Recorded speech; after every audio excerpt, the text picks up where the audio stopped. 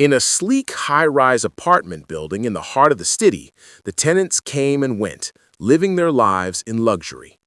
They moved through their polished, air-conditioned halls, often ignoring the one figure who spent most of her time there, the janitor. She was an older woman, her hands worn and calloused from years of work. The janitor had a quiet presence, but one that was constantly overlooked by those she served. Most of the residents barely acknowledged her, and when they did, it was with a glance of disapproval or a dismissive comment.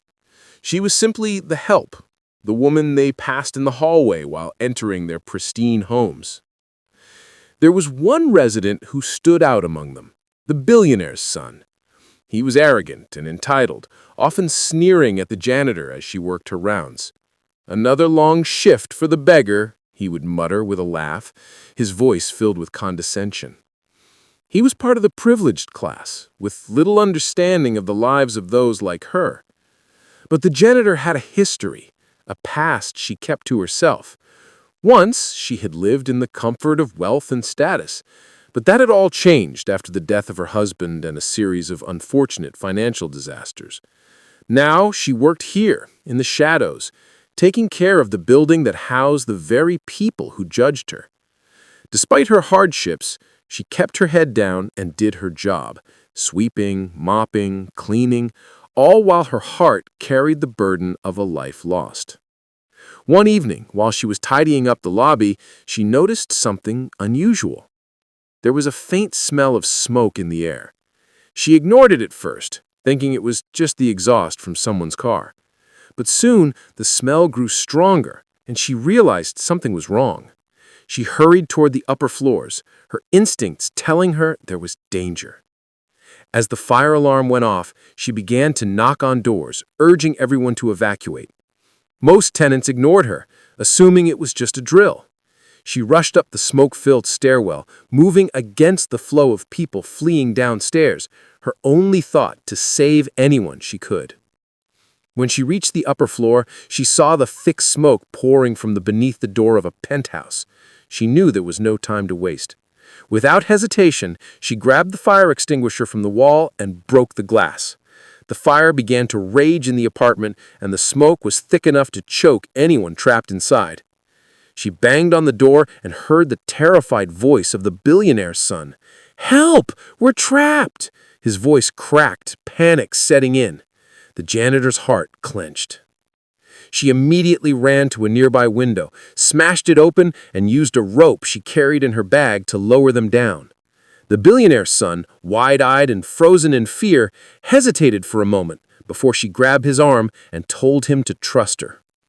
She lowered him to safety, then went back for his mother, who was still inside. The janitor didn't hesitate.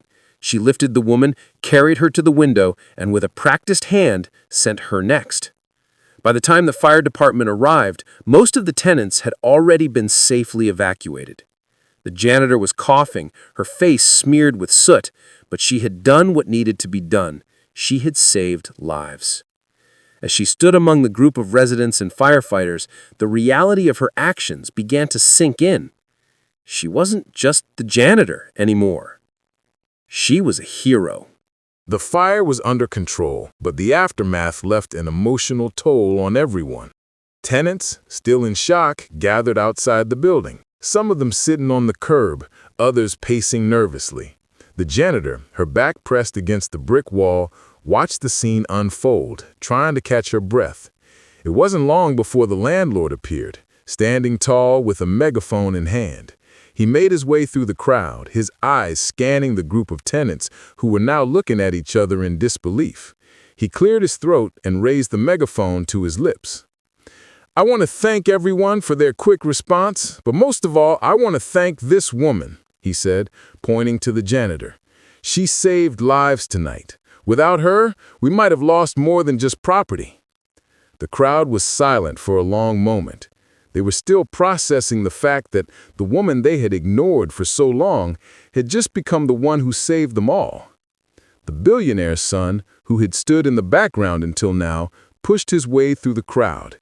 His face was pale, his expression filled with guilt and disbelief.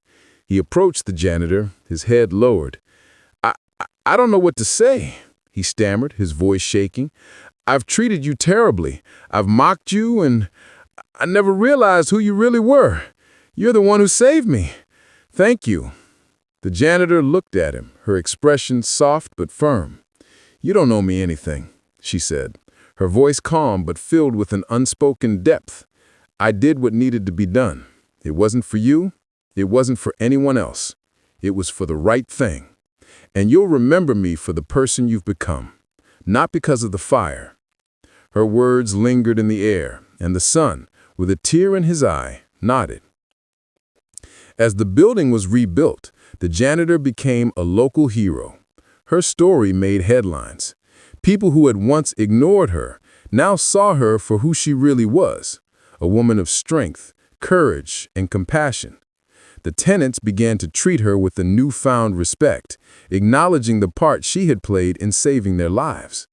Some came to her with apologies for their past behavior, while others simply nodded as they passed by, acknowledging the quiet heroism she had shown. The billionaire's son, deeply changed by the experience, offered her a position in his company, acknowledging her bravery and selflessness. But she declined the offer with a smile. I'm not looking for anything but peace, she said. I've found what I needed. And so, she continued her humble life in the building, now greeted with respect by the very people who once dismissed her. The janitor had become an unlikely hero, not because of the wealth she had once lost, but because of the heart she had never lost. In the end, it wasn't her position in life that mattered, but the life she had chosen to live. The woman who had been dismissed and overlooked was now the one who had reminded everyone of the power of humanity and the strength of a kind heart.